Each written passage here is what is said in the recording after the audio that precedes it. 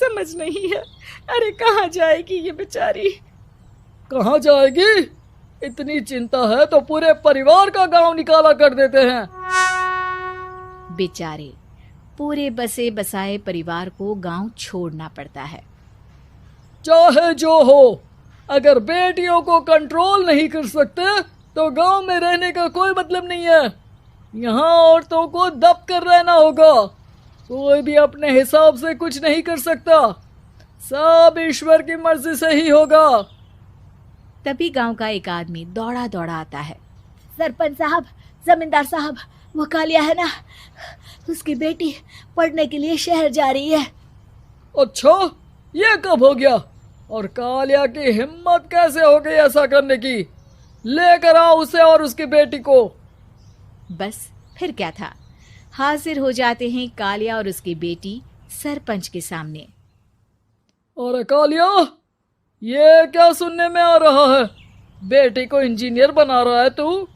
और ये बता, गांव में तो स्कूल नहीं है, फिर कहां से इतनी क्लास पास कर गई तेरी बेटी? राधा, जो कि कालिया की बेटी है, उसे लगता है कि सरपंच उसकी तारीफ कर रहे हैं। सरपंच जी, मैंने ऑनलाइन पढ़ाई की है, डिस्टेंस लर्निंग से। सभी में मैंने अच्छे नंबर पाए हैं, जिसे देखते हुए शहर की इंजीनियरिंग कॉलेज में मुझे स्कॉलरशिप मिली है। वाह जी वाह, क्या होती है ये? पहले तो ये बताओ, फिर आगे की बात करते हैं। पूरा गांव राधा की बात सुन रहा था और राधा बोलती जा रही थी। तो ऐसे मैं फ्री में एक अच्छी शिक्षा लेकर गांव में जो कुछ परेशानियां हैं, जैसे बिजली, पानी और इंटरनेट जैसी समस्याओं के लिए काम करूंगी। मैं गांव को शहर से जोड़ने के लिए पुल का निर्माण करवाने का प्रस्ताव रखूंगी। मुझे पूरी उम्मीद है कि जल्द ही हमारा गांव भी तरक्की की राह पर चल पड़ेगा। राधा की बात सुनकर सारे गांव वाले ताली बजाने लगते हैं। सरपंच को समझ नहीं आता कि वो क्या करे। चुप रह नादान लड़की, गांव के खिलाफ जाने के लिए तुझे गांव से बेदखल कर दिया जाएगा, वो भी पूरे परिवार के साथ। और हाँ, अगर ठीक से गांव में रहना चाहती है तो ये पढ़ाई लिखाई छोड़ दे।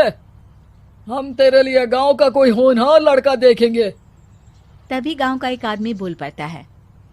अरे नहीं नहीं सरपंच जी, राधा बिटिया जो बता रही है, अगर वैसा हो जाए तो हम लोगों को पैसा कमाने के लिए बाहर नहीं जाना पड़ेगा।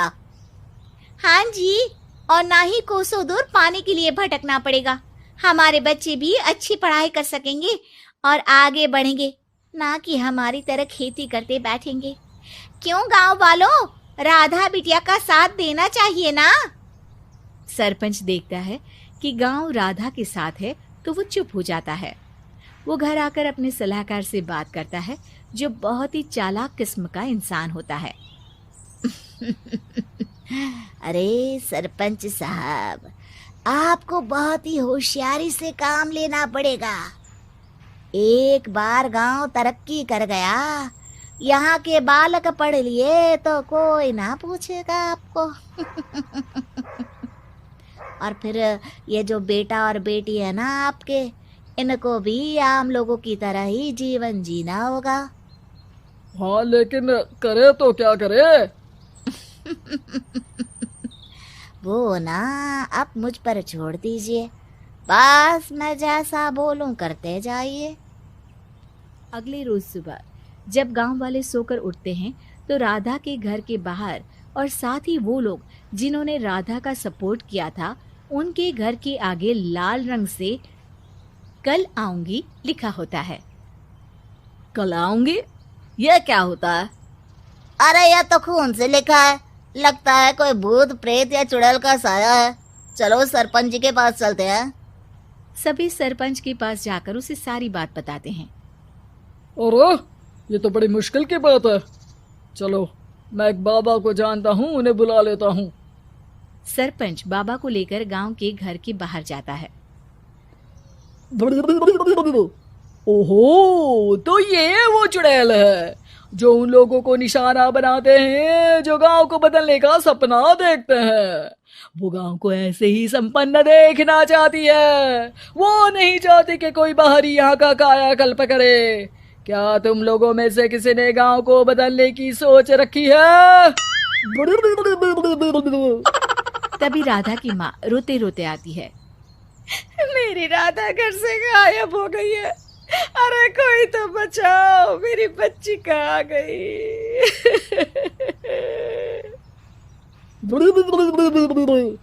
ले गई वो, चुड़ैल तेरी बच्ची को ले गई।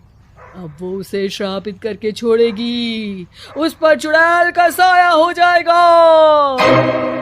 तभी बुरी सी हालत में राधा भी वहां आ जाती है। उसके बाल चुड़ैल की तरह फैले होते हैं और कपड़ों में खून लगा होता है। सभी राधा को देखकर डर जाते हैं। माँ, पता नहीं मुझे कौन उठा कर ले गया था। अरे दूर दूर हो जा चुड़ैल, अब हम लोग इस गांव में नहीं रुकेंगे। अरे कैसी बातें कर रहे हैं आप? कल तो आप मेरे भरोसे गांव का हुलिया बदलने, अपने बच्चों को पढ़ाने और तरक्की उन्नति की बात कर रहे थे, तो आज क्या हो गया आपको?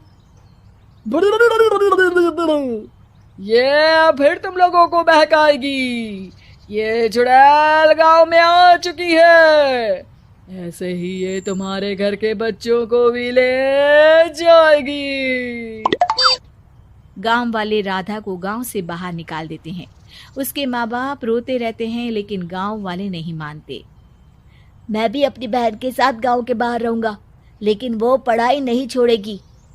वहीं सरपंच के घर पर सलाहकार कहता है, देखा, सांप भी मर गया और लाठी भी नहीं टूटी। लेकिन अगले ही दिन सरपंच के घर के बाहर भी वही शब्द लिखे होते हैं। और फिर सरपंच की बीवी कहती है, हमारी बेटी को किसी ने अगवा कर लिया है। तभी राधा का भाई वहां आ जाता है। अरे गांव वालों, मैंने सरपंच जी की बेटी को देखा था, वो चुड़ैल उसे उठाकर ले जा रही थी। अरे क्या मजाक कर रहे हो? नहीं नहीं सरपंच जी, आप नहीं जानते, वो चुड़ैल अब आपकी बेटी में आ जाएगी, जैसे राधा के अंदर आ गई थी। तभी सरपंच की बेटी वैसी ही हालत में वहां आती है जैसे राधा आई थी। पापा, पता नहीं कैसे मैं गायब हो गई थी। चुड़ैल, इसके अंदर भी चुड़ैल का साया है, मारो इसे। अरे नहीं नहीं, इसे भी राधा के पास गांव के बाहर ही भेज दो। अरे चुप रहो, मेरी बेटी कहीं नहीं जाएगी, और चुड़ैल वुड़ैल कुछ नहीं होता है। अरे कैसे बात कर रहे हो सरपंच जी? आप तो बोल रहे थे कि आपका फैसला भगवान का ज्ञान होता है, तो अपने पर बात आई तो अब आप ऐसे बोल रहे हैं। अरे ना ना ना, आपको अपनी बेटी को त्यागना ही होगा। अरे बुलाओ बाबा को। राधा का भाई बाबा को ले आता है, जिसे अब गांव वालों के डर के कारण सच बोलना पड़ता है। मैं कोई बाबा नहीं हूँ, मैं तो मोची था। ये सलाहकार महोदय ने मुझे कहा था एक्टिंग करने को। अब वो मुझे पैसे देने वाले हैं। अब मुझे माफ कर दो। गलती हो गई, मुझे माफ कर दो। तभी वहां राधा आ जाती है।